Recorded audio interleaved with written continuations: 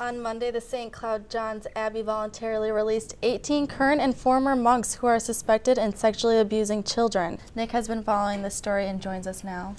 That's right, guys. You see, here at UTVS News, we usually start our broadcast with the newest information first, but this story is an exception. Monks sexually abusing minors at St. John's Abbey is a decades-old story, but this week new information has been released by the St. John's Abbey. Today we spoke with critics who say the Abbey is not sharing everything they know.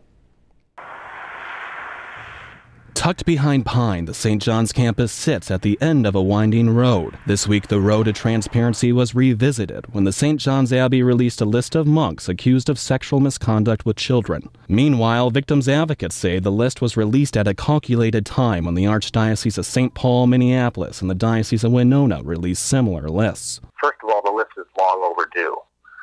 Second, the list is incomplete. Third, the list will grow. Patrick Marker was sexually abused by a clergy member when he attended St. John's Prep School. To me, there are no new names on this list. This list is an old list.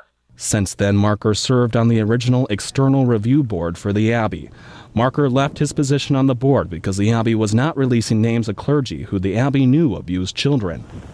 Today, Marker has compiled a list of 50 current and former clergy members at St. John's Abbey who are, quote, credibly accused of sexual misconduct. I had no idea that my list of offenders at St. John's would grow to over 50, and the number of victims that I was aware of would be over 230, and the number of victims that I had personally spoken with would be over 100.